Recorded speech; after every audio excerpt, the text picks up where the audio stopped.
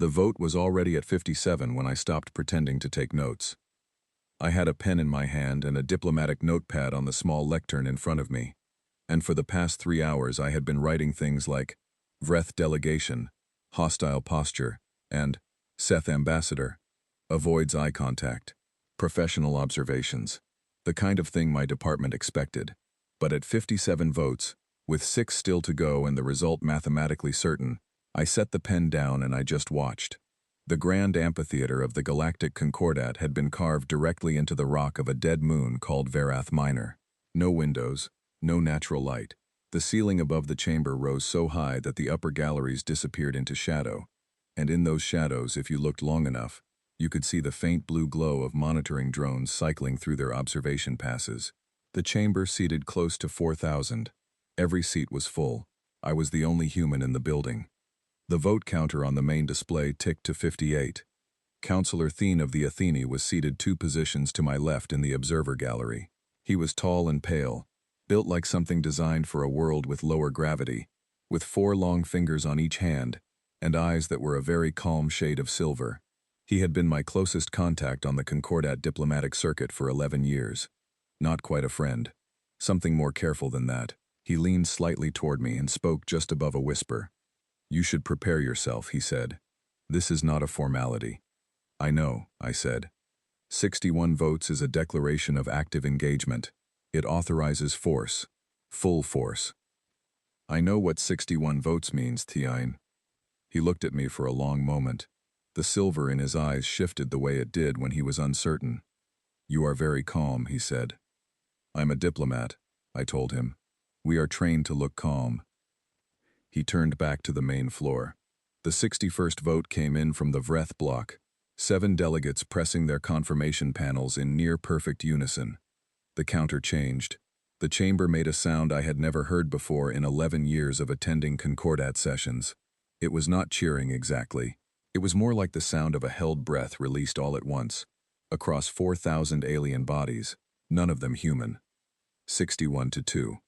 The 2 dissenting votes had come from the Mirath Collective, and a small delegation from the Issel trading worlds.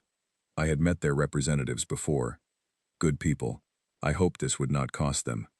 The speaker rose. His name was Vorath, and he was the oldest Vreth I had ever seen in person.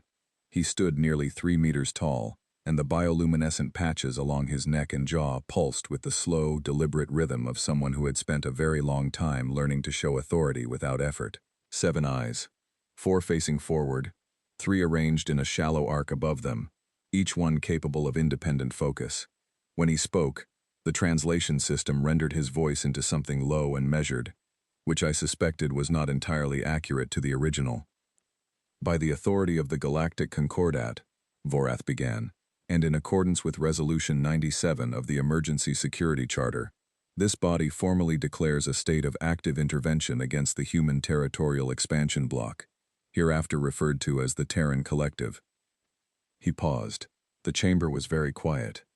The Terran Collective has, over the course of 31 standard years, demonstrated a consistent and escalating pattern of behavior that this body finds incompatible with the continued stability of the galactic community.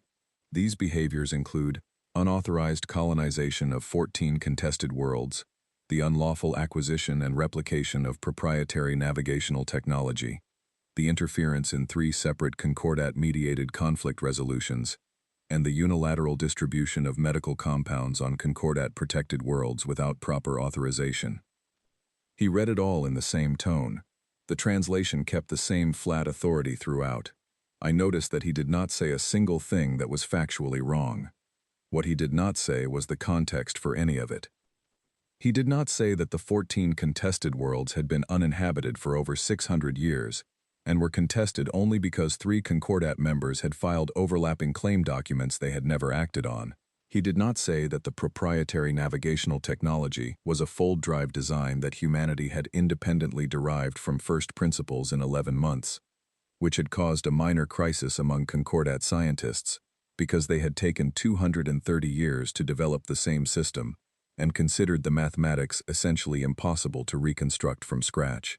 He did not mention that the interference in the 3 conflict resolutions had, in each case, ended conflicts that had been running for decades, and killing people on all sides. And he absolutely did not mention the medical compounds, because the story of the medical compounds was deeply embarrassing for the Concordat. And if I had learned one thing in 11 years of diplomacy, it was that large institutions do not voluntarily discuss the things that embarrass them. The compounds in question had been developed for human metabolic disorders. A team of researchers on a station orbiting Ganymede had published their findings in an open-access journal, because that was what scientists did. Within 8 months, Concordat physicians on 17 worlds had adapted the compounds for their own patients. Within 2 years, 3 diseases the Concordat had classified as incurable were in managed remission on 6 of those worlds. The Concordat's medical licensing body had then raised a formal objection about unregistered pharmaceutical distribution, which was technically correct, and which everyone involved found mortifying, including, privately, most of the people who raised the objection. Vorath continued reading. The declaration covered 13 points. I listened to all of them. I did not write any of them down because I had been expecting this document, or something very much like it, for 4 years, and I already had a copy of the draft in my diplomatic files from an anonymous source inside the Concordat's administrative bureau, who I would protect with my life and never name. When Vorath finished, he lowered the document. The chamber was silent again. And then, slowly, as if the stillness itself had a direction, 4,000 sets of alien eyes turned toward the observer gallery, toward me. I had thought about this moment. I had thought about it many times, in many variations, in the quiet hours of early morning in whatever transit vessel or diplomatic residence I happened to be occupying. I had thought about what I would feel. I had expected something complicated. Anger maybe, or grief. Or the specific cold fear of being one person standing in a room full of people who have just agreed that your species is a problem to be solved. What I felt instead was something I had not predicted. It started low in my chest, just below my sternum, and it moved upward in a way that felt almost like relief, like something that had been held at pressure for a very long time was finally, quietly, being let go. My hands were steady, my breathing was even. I looked at Vorath, and at the 61 delegations who had voted against my species, and at the 2 who had not, and at the 4,000 observers packed into a cathedral carved from a dead moon, and I thought, it is done. The waiting is done. Theon was looking at me. I could see him in my peripheral vision, that silver gaze fixed on my face with an expression that I had learned to read over 11 years. It was the expression he wore when he was genuinely uncertain, when something was not going the way he expected. "Yara," he said, very quietly, "you are smiling." I was. I had not decided to smile. It had happened on its own, the way breathing happened, the way your hand moved toward warmth without consulting you. It was not a wide smile. It was small and settled, the kind that comes when something you have known for a long time is finally spoken aloud. I turned to look at him directly. "Finally," I said. Just the one word. Low, clear, the way you say something that has been waiting inside you for a long time and has finally found the door. Thien stared at me. The silver in his eyes went very still. In all the years I had known him, I had never seen him look afraid. He looked afraid now, not of the declaration, not of the vote, not of the military resolution just passed by the most powerful governing body in the known galaxy. He looked afraid of the word I had just said, and the way I had said it, and the smile that was still on my face. Around us, the chamber was beginning to fill with sound again, the low hum of 4,000 beings returning to speech and movement, and the ordinary noise of consequence. Somewhere below, aides were already moving toward communication terminals. Fleet orders were being prepared. The machinery of a decision was beginning to turn. I picked up my pen. I wrote one thing in my notepad: Protocol Omega. Then I capped the pen, closed the notepad, folded my hands, and waited for them to come and tell me I was under diplomatic detention. I had been expecting that too. It took them 11 minutes. Not bad, for a bureaucracy that size. I sent the message before they reached me. The Vreth security officer who came to escort me out of the observer gallery was polite, which I had expected. Politeness was deeply important to the Vreth. They considered it a form of precision, the same way an engineer considers tight tolerances a form of respect. His name was Aerith. and he explained in careful, formal language that as a foreign national present at a session in which a declaration of active intervention had been passed, I would be temporarily relocated to a secured diplomatic residence aboard the nearest available Concordat vessel, while my status was reviewed. He did not use the words arrested or detained. He said relocated and reviewed, and his tone made it clear that he was not going to say anything different regardless of what I said back. Of course, I told him. I understand completely. He looked slightly surprised. They often did. The message I had sent was 14 characters long. It was encrypted inside a handshake signal that my personal communicator exchanged automatically with any Concordat relay it passed through, a process so routine that monitoring systems flagged it as background noise and moved on. The encryption itself was built on a key that had been changed 3 times in the past year, using a method that the Concordat Signals Intelligence Division would not have encountered before, because the method had been developed by a 17-year-old in Oslo who had submitted it to a mathematics journal 6 months ago, and nobody outside the cryptography community had read it yet. The 14 characters were Protocol Omega Go.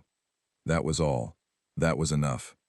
I had no way of knowing exactly what would happen next, because Protocol Omega was not a single plan.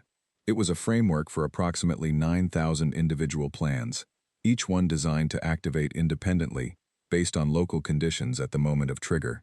I had contributed to parts of it over the years, reviewed summaries, sat in on briefings, but no single person knew all of it. That had been intentional. The people who built it had understood that anything one person knew completely, one person could accidentally reveal. So they had built it the way you build a living thing, distributed, redundant, capable of adapting. What I did know was this. Somewhere, right now, Fleet Admiral Deo Okafor was reading the same 14 characters and setting down whatever he was holding and saying something quiet to the officers around him. Somewhere, manufacturing facilities that had been operating at standard capacity for years were receiving new production schedules.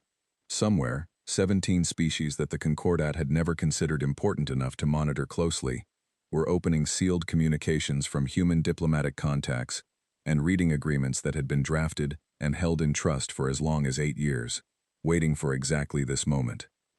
Aerith walked me through a series of corridors that I memorized automatically. Old habit. I had been memorizing floor plans and corridor sequences since my first posting, not because I expected to need them, but because the habit of paying attention was the only one that never wasted your time. The secured diplomatic residence turned out to be a suite of 3 rooms aboard a Vreth cruiser called the Oravan, which translated roughly as patient stone. I found that fitting. The rooms were clean and functional, and clearly designed for a species with a different body plan than mine, but my diplomatic bag had been transferred with me, and the bag contained everything I had learned to consider essential: a change of clothes, my personal communicator, a small data library, and a sealed container of ground coffee from a farm in Colombia that I had been rationing for 3 weeks. I made coffee on the small heating unit in the suite's preparation area. I sat at the desk. I opened my journal, the handwritten one, not the professional notepad, and I started writing. I want to explain something about the waiting. It had been 40 years since the first serious diplomatic friction between humanity and the Galactic Concordat. 40 years of proposals and objections, of delegations and counter-delegations, of carefully worded agreements that one side or the other found reasons to challenge within months. 40 years of the Concordat treating humanity the way you treat a new neighbor who keeps accidentally breaking things and seems completely unbothered by it. They were not wrong to be unsettled. I want to be honest about that. Humans are unsettling, not because we are cruel, though we can be, not because we are reckless, though we certainly are, but because we do not stop. We do not look at a closed door and decide it is closed. We look at it and immediately begin thinking about the door frame, the hinges, the material the door is made from, whether there is another door somewhere, whether a door is even the right approach, and whether we could simply build a better room somewhere else. The Concordat had spent 230 years developing their fold drive technology. They considered it one of the great achievements of their civilization. Our scientists had the core mathematics in 11 months because one of them had looked at the existing literature on high-dimensional space folding, found a paper published 40 years earlier by by a Concordat physicist who had been considered too speculative to take seriously, and said, "Wait, what if she was right?" That was it. That was the whole thing. Someone read an old paper and asked a question. The Concordat did not understand that. They saw the result and concluded that we had stolen something. In a technical sense, the paper had been publicly available, but I understood why it felt like theft to them. When you spend 200 years building something, the idea that someone else could arrive and find a shortcut in 11 months is not just surprising, it is frightening. It suggests that the thing you built, the achievement you defined yourself by, was not as difficult as you thought, and that is a genuinely terrifying thing to believe about yourself. I wrote all of this in my journal. I wrote it carefully, because I wanted whoever read it later, some historian or researcher decades from now, to understand that I did not think the Concordat was stupid, or evil, or even especially wrong. I thought they were frightened. And frightened people in positions of power make decisions that they frame as rational and strategic, but are actually emotional. The declaration of active intervention was an emotional decision, dressed in 61 votes and official language. It was the decision of a galactic community that had looked at one species' 40-year development curve, run the numbers, and panicked. I had known this for 4 years. I had known it since a source inside the Concordat's Strategic Planning Division had slipped me a copy of a document called, in translated terms, the Trajectory Assessment. It was 37 pages long. The first 20 pages were statistical projections. The last 17 were recommendations. The recommendations had taken 30 years to become a declaration. The young Vreth guard who brought my meals was named Aerith, the same as my escort, which I found mildly amusing. He was considerably younger than the first one, with the smaller luminescent patches of a Vreth who had not yet reached full maturity. He was curious in the way that young people are curious when they are trying not to show it. On the second day, he asked me why I had smiled. I looked up from my journal. He was standing very correctly near the door, holding the tray, and his luminescent patches were doing the subtle cycling pattern that indicated moderate anxiety in Vreth. When the vote was read, he said, the other officer told me. He said you smiled. I did, I said. Why? I thought about how to answer him, not because I did not know the answer, but because I wanted to give him one he could actually use. Do you know what the hardest part of waiting for something is? I asked. He shook his head slightly. It is not the not knowing, I said. If you do not know whether something will happen, you can hope, or you can worry, or you can distract yourself. All of those are manageable. The hardest part is when you know something is coming, and you cannot make it come faster, and you cannot make it stop, and all you can do is keep yourself ready and keep going until it arrives. That is the part that costs you the most. He was very still. Young people often went very still when they were listening harder than they let on. The vote was 61, I said. I have known for 4 years that it was going to be 61, give or take 2. And for 4 years, every morning, I have woken up and done my job, and kept myself ready, and kept going. And then yesterday, the vote was 61, and it was done. It arrived. The waiting was over. I picked up my coffee. That is why I smiled, I said. Not because I was happy that it happened, because the waiting stopped. He stood there for another moment. Then he set down the tray very carefully, and left without saying anything else. I drank my coffee and looked out the small viewport in the far wall of my suite. The stars were moving slowly, which meant the Oravan was already underway, taking me somewhere the Concordat considered appropriate for a human diplomat during a state of active intervention. I was not worried about where they were taking me. I had other things to look at. At the edge of the viewport's visible range, barely a shift of light against the dark, something moved. A shape that was not a star, and not a Vreth cruiser. A shape that was not moving the way anything the Concordat had built would move. It dropped from faster-than-light travel in a way that I recognized the way you recognize a voice you have not heard in years. Immediate, certain, completely unmistakable. A human fleet, not a small one. I set down my coffee. I did not smile this time, because this was not the moment for smiling. This was the moment for something quieter and more serious. This was the moment of looking at something that you helped build, from a distance, and understanding for the first time the full weight of what it is. The Concordat had declared war on 8 billion people. They had been counting ships. They had not been counting everything else. The Concordat War Council chamber was smaller than the Grand Amphitheater but considerably less comfortable.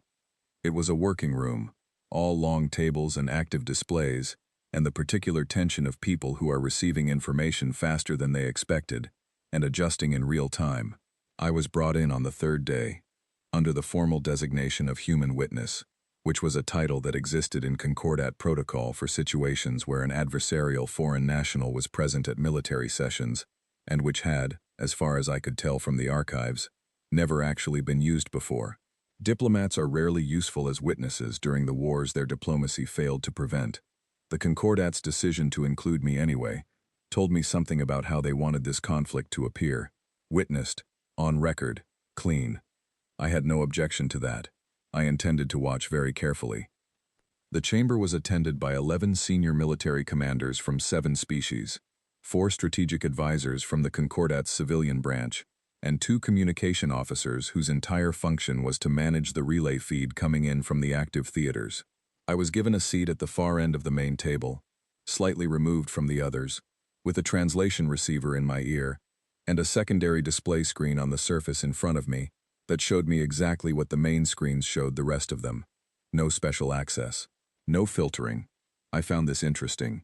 It suggested that whoever had designed my presence in this room had either decided I posed no intelligence risk, or had decided it did not matter. The second option was the one I considered likely. They thought they were winning. When you think you are winning, you become generous with information. The first reports from the outer colonies came in at approximately 40 minutes into the session. The tone in the room changed in a way that was subtle but unmistakable, the way air pressure changes before a storm. The lead communications officer, a Seth whose name translated as something like long calculation, read the initial assessment aloud in a voice that was carefully neutral. The Concordat's first-wave suppression units had encountered unexpected resistance from human colonial installations in the outer belt. The installations were civilian in designation. They had been constructed as mining and agricultural support facilities. They were not supposed to be capable of coordinated defense. They were capable of coordinated defense. One of the generals, a Vreth named Shorath who had the compressed and slightly impatient bearing of someone used to briefings that matched his expectations, leaned forward. "Define unexpected resistance," he said. Long calculation read from the feed. The Colonial Defense Network had activated a coordinated response using repurposed atmospheric processing units as directed energy projectors, an approach that required significant modification of civilian infrastructure, but which had apparently been completed quietly over a period of several years. Additionally, autonomous agricultural management units had been reconfigured for terrain denial, creating physical and electronic interference patterns that were disrupting approach vectors. Additionally, and this was the part that made Shorath sit back in his chair, the installations had not requested support from Central Human Command. They had handled their own initial response, independently, using local resources. "Who authorized this?" Shorath asked. "What military unit is commanding the colonial response?" Long calculation consulted the feed. "There is no military unit on record for those installations, Commander. The response appears to be locally organized." The room went quiet for a moment. Not the quiet of shock, exactly. The quiet of people recalibrating. I kept my face completely still and looked at my secondary display.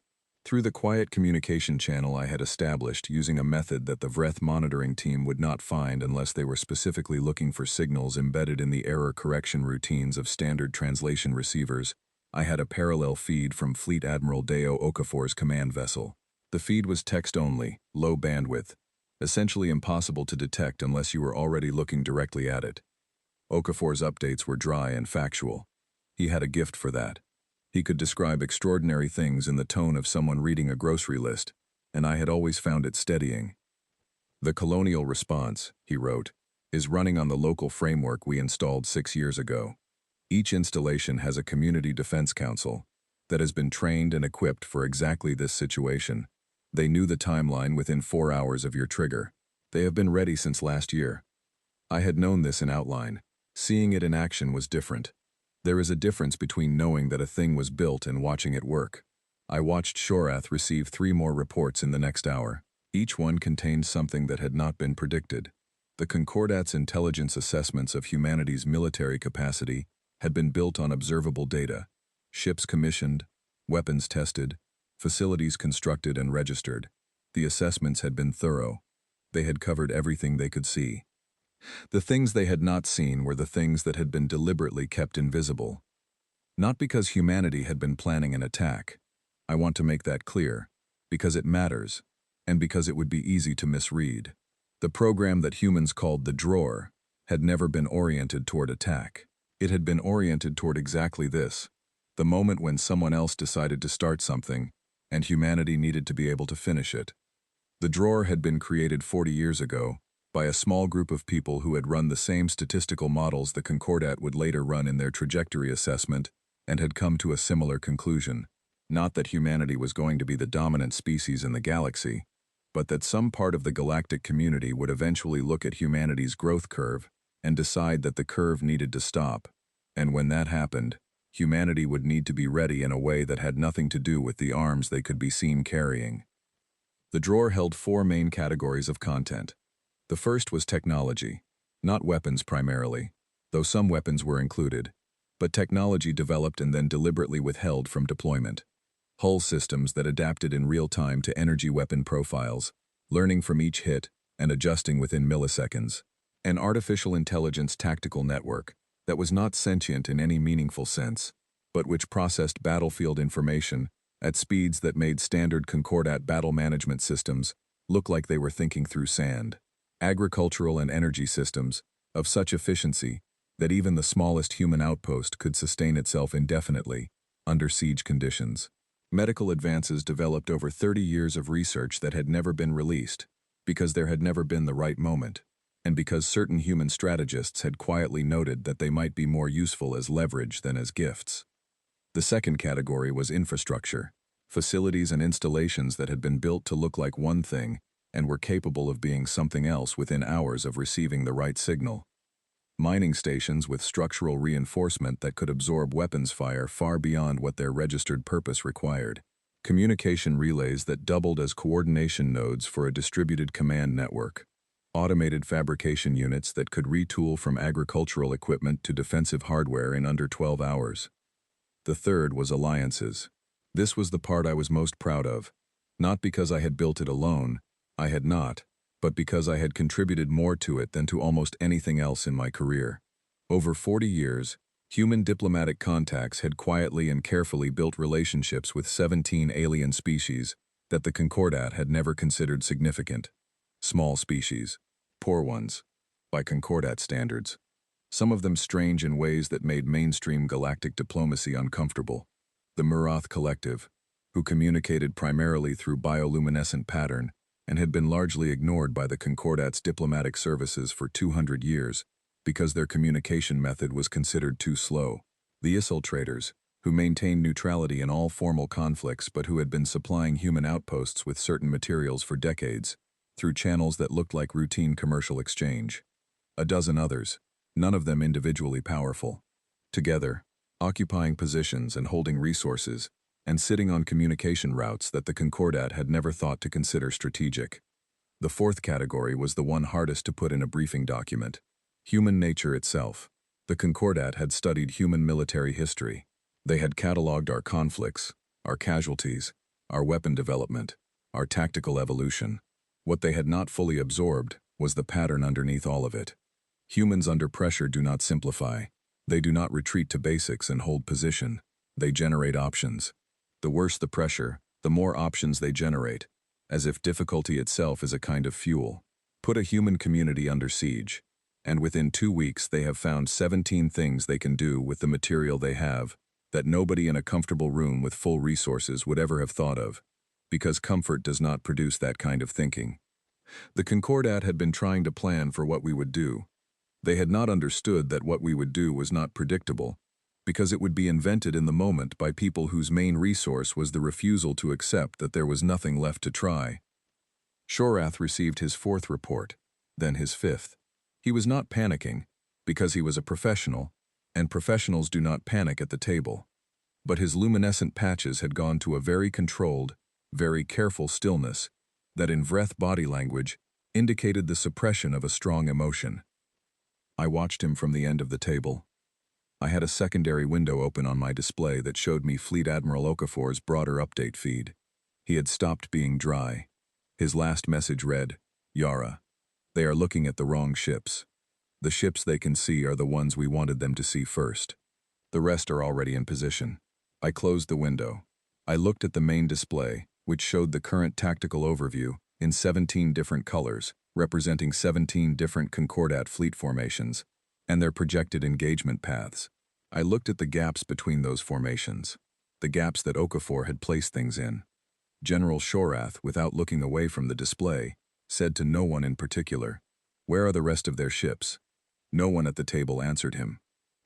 I could have. I did not. There is a moment in any situation where the shape of a thing becomes clear, where you stop looking at the individual pieces and the whole becomes visible, the way you stop seeing brushstrokes and start seeing the painting. This was that moment for Shorath. I could see him reaching it. The reports kept coming in, each one containing something else that had not been expected, and he was beginning to understand that the pattern was not a series of surprises. The pattern was the strategy. The unexpectedness was the point. One of the civilian advisors, a young Athene who reminded me faintly of Thene at a much earlier age, leaned toward the senior advisor beside her and said something in a low voice. The translation receiver caught it. "How long have they been preparing this?" she asked. The senior advisor looked at the display for a long moment. "I do not know," he said, "but I think it is longer than we thought. I thought 40 years. Give or take 6 months for the first serious conversations." What I said, because the moment seemed to call for something, and because I had been silent at the end of this table for 3 hours, was, "If it would help, I am available to answer questions." Every head in the room turned toward me. Shorath looked at me with the expression of someone encountering a puzzle they had assumed was simple and have just discovered is not. "You knew," he said. It was not quite an accusation. It was closer to a statement of something he was still in the process of believing. "I knew that my species was not unprepared," I said. "I did not know all the details. I never needed to. The point was not for me to know. The point was for it to work." "And the ships," he said. "The fleet we are not currently tracking. Where are they?" I looked at him for a moment. He was not a bad person, General Shorath. He was a professional doing a job that had just become significantly more complicated. I did not want to be cruel to him. But there are moments when the truth is the only thing that serves anyone, and this was one of them. "Everywhere you left a gap," I said. "They have been watching your formations since before the session yesterday. The gaps you have in your current deployment were measured and planned for." Shorath looked at the display. Then he looked back at me. "We declared war on 8 billion humans," he said. "You did," I said, "and I understand why. I have read the trajectory assessment. I know what your strategists saw when they ran the models. I know what frightened them." I paused. "But I think you may have misread what the trajectory means. You saw where we were going and you assumed you knew why. You did not ask why." He stared at me. "Why then?" I leaned back in my chair. Outside, somewhere in the dark between stars, Fleet Admiral Okafor was doing something that I trusted completely and understood only in broad outline. I thought about 40 years of waiting, about mornings of keeping yourself ready, about the smile that had arrived without my deciding to smile. "Because we cannot help it," I said. "That is the honest answer. We grow because we cannot stop growing, the same way you cannot stop breathing. We learn because learning is what we are. We reach because there is something in front of us, and our hand moves before our mind does."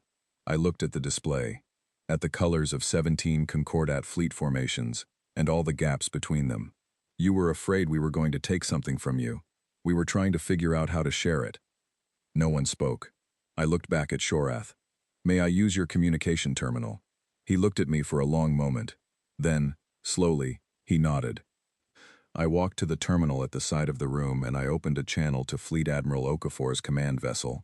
When his face appeared on the screen, I looked at the tired lines around his eyes and the complete steadiness behind them, and I said, "Deo, send the package." He did not ask which one. He knew. We had talked about this moment 4 years ago, when we had both understood what was probably coming, and had agreed on what the response to it should look like. "Sending," he said, and then, Are you all right? I'm fine, I said. I made good coffee this morning. He almost smiled. Almost. I'll talk to you soon, he said, and closed the channel. I walked back to my seat. On the main display, a new data stream was appearing in the Concordat's communication network. Not a weapon. Not a fleet signal. A data package. 30 years of human medical research. Agricultural systems capable of feeding a population twice the size of any Concordat world. Energy technology built on principles the Concordat had theorized but never found the engineering path to implement. All of it open. All of it transferred without condition. The civilian advisors were staring at the incoming data. Long Calculation was staring at me. Shorath was still looking at the display, but something in the set of his jaw had changed. "What is this?" the young Athene advisor asked. "It is what we were going to give you," I said, before the vote. We had been trying to find the right moment for 11 years, the right format, the right relationship. We kept getting the diplomacy wrong. I paused. We are not always good at diplomacy. We are better at the part that comes after. The room was silent for a long time. Then the young Athene advisor said something I did not expect. Her voice was very quiet. "Is it too late?" I looked at her. She was young enough that she had probably been a student when the trajectory assessment was first written. Young enough that the war she had woken up to this morning was not one she had voted for or planned. She was looking at me with the particular expression of someone asking a question they genuinely need answered. I thought about Thene's silver eyes going still when I smiled. I thought about the Vrethgard who had asked me why. I thought about 40 years and the weight they carried, and the weight they had finally set down. "No," I said. "It is not too late. It was never what we wanted." She looked at me for a moment longer. Then she looked back at the data stream, and I watched her begin to read. 6 weeks later, I was standing in a garden in Lagos, listening to my sister Elena complain about the price of imported coffee, and watching her youngest daughter, a 6-year-old named Petra, chase a large and wildly enthusiastic dog named Biscuit across a lawn that had been soaked by rain the night before. The war, which had never really been a war in the traditional sense, the kind with sustained campaigns and territorial advances, and the slow grinding logic of attrition, had lasted 11 days before the first formal request for ceasefire came through Concordat diplomatic channels. It had taken another 4 weeks to negotiate the framework for cessation of hostilities. I had written most of that framework in my suite aboard the Orevan, in the same journal I had been keeping since the vote, in the same handwriting I always used, which Elena had been telling me for 20 years was too small and would ruin my eyes. My eyes were fine. I had spent a lot of time over the past 4 weeks in negotiations, and not a lot of time sleeping, but my eyes were completely fine. "The Guatemalan beans are 3 times what they were last year," Elena was saying, watching Petra and Biscuit with the expression of a parent calculating mud damage. "I blame the trade routes." "The trade routes are being restructured," I told her. "Give it another 6 months." "You always say give it another 6 months." "I am usually right," I said. She looked at me sideways. Elena was 4 years older than me, and had spent those 4 years developing a particular expression that she deployed whenever she thought I was being professionally evasive in a personal conversation. She deployed it now. "How are you, actually?" she asked. I watched Petra fall down and get back up immediately and continue running, apparently unbothered. Biscuit circled back to check on her and then ran ahead again. The lawn was thoroughly ruined. "I am actually fine," I said. "You were in a Concordat detention facility for 11 days. It was a diplomatic residence. It was a cell on a military vessel. A very comfortable one," I said. "They have excellent heating systems, and the guard who brought my meals was quite thoughtful, actually." We had several good conversations. Elena looked at me for a long moment. Then she sighed, which was her version of accepting an answer she did not fully believe. "The news keeps asking what happens next," she said. "Good things," I said. "Eventually, after a lot of committees." The ceasefire framework had established a joint commission, composed of representatives from humanity, the Concordat's member species, and 4 of the 17 allied species that had come forward publicly during the conflict. The Marath Collective had sent their most senior communication diplomat, a figure known in translated terms as the patient voice, who had communicated entirely in bioluminescent pattern during the first 3 sessions. and whose interventions had, somewhat to everyone's surprise, been among the clearest and most precise offered by anyone at the table. The drawers held technologies had been released into the Galactic Commons as part of the settlement, not as reparations, not as conditions, but simply as the thing we had always meant to do. The phrasing in the agreement was mine. I was somewhat proud of it. The technologies are offered freely, as they were always intended to be offered, in the hope that they will be of use. They were of use. Within 2 weeks of the medical data package being released, 17 Concordat physicians on 11 worlds had filed case studies.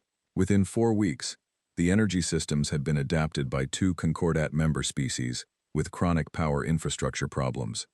The agricultural technology was still in review by most Concordat members, because large institutions review things carefully, but the early projections were extremely positive.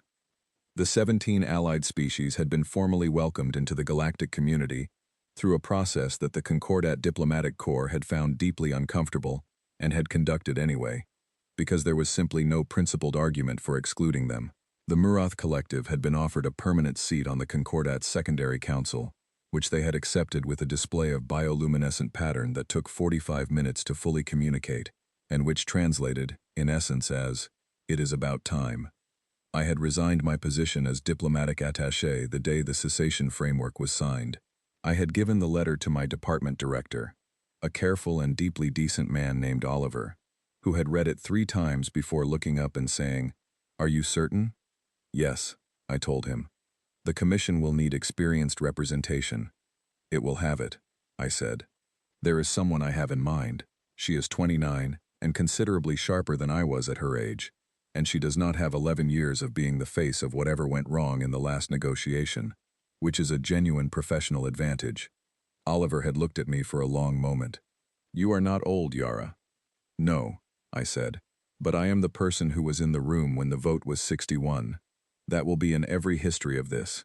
I will be part of every story about the conflict. The person who builds what comes next should not be carrying that. She should be new." He had accepted the letter.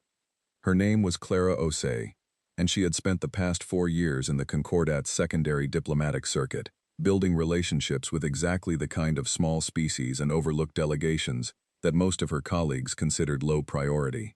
She had done it, as far as I could tell, simply because she found them interesting. I had recommended her to Oliver without telling her first.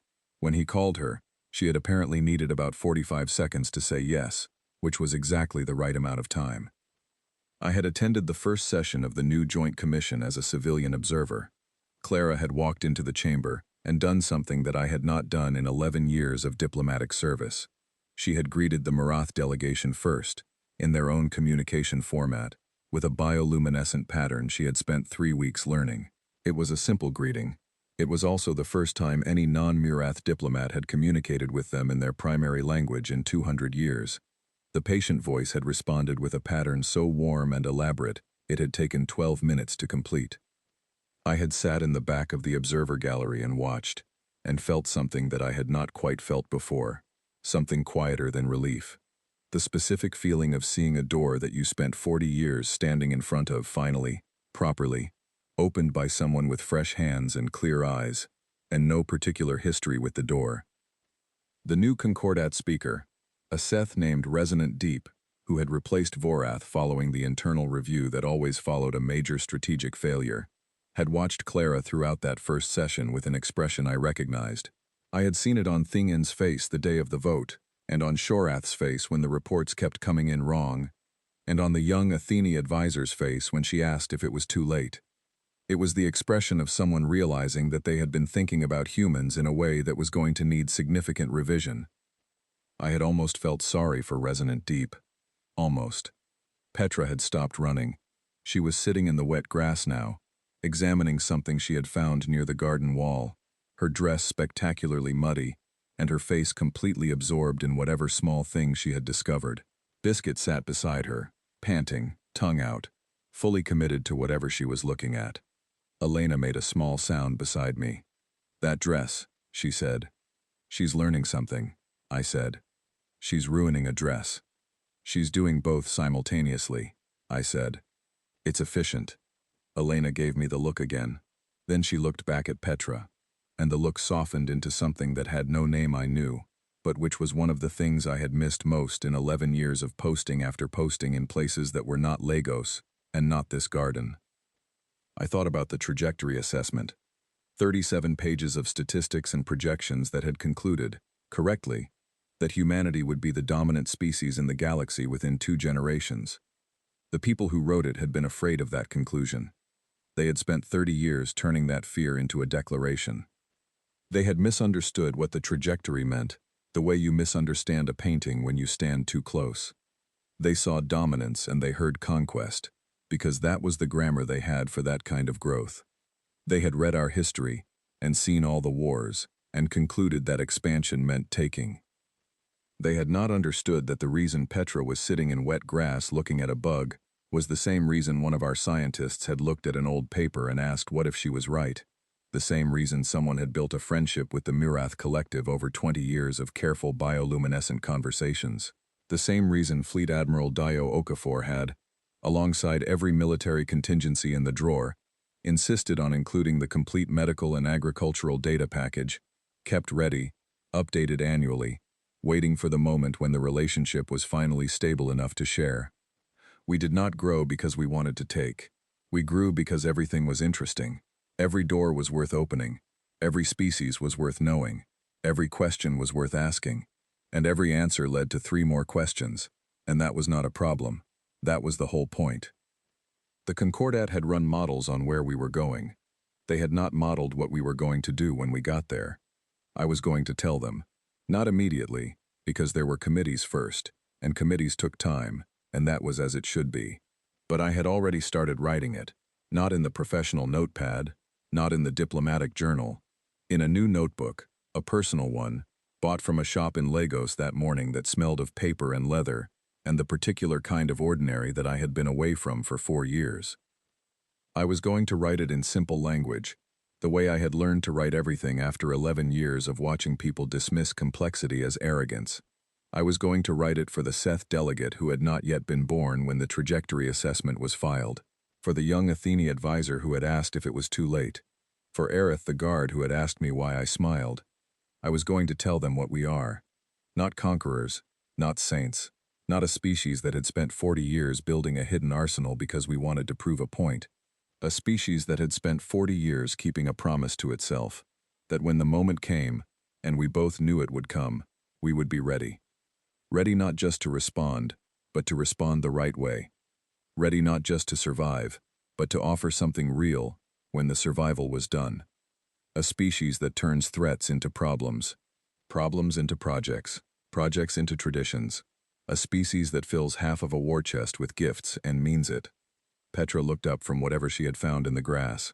She held it out toward Biscuit, who sniffed at it with the sincere investigative interest of a dog who does not yet know that some things are not worth investigating. They were both completely absorbed. They were both completely unbothered. I thought, yes, that, exactly that. 61 votes against 8 billion people. 8 billion arguments and questions and projects and small discoveries in wet grass. 8 billion sets of hands reaching toward whatever was in front of them before the mind caught up and said, wait, should we? 8 billion proofs, daily and relentless and often muddy, that the universe does not get to decide what we are. They wanted us manageable. They wanted us to slow down, or stop, or at least look up from whatever interesting thing we were currently examining, and acknowledge that someone important wanted us to stop examining it. We are not good at stopping. We never have been. We never will be. Clara Osei was in a Concordat council chamber right now, and Dio Okafor was overseeing the repositioning of a fleet that had already changed the shape of every military doctrine in the galaxy, and Oliver was reading briefing documents from 17 newly formal allies, and somewhere on a station orbiting Ganymede, a scientist was looking at a paper that everyone else had filed under too speculative, and asking what if she was right. That is not arrogance. I want to be clear about that. It is not arrogance, and it is not ambition in the way the Concordat used that word, as if ambition were something that grew at other people's expense. It is simply what we are. It is the thing that cannot be voted against or declared upon or assessed in a trajectory model, because it is not a policy or a strategy or a plan. It is the way we breathe. The Concordat declared war on 8 billion humans. 8 billion humans kept going. We always do. Every irritating, brilliant, chaotic, generous, inexhaustible one of us. Every morning, ready. Every question, asked. Every door, tested. Every old paper pulled back out of the archive and reconsidered with fresh eyes. Just in case. We always will. That is not Tuesday, in spite of everything. That is just Tuesday. That is us.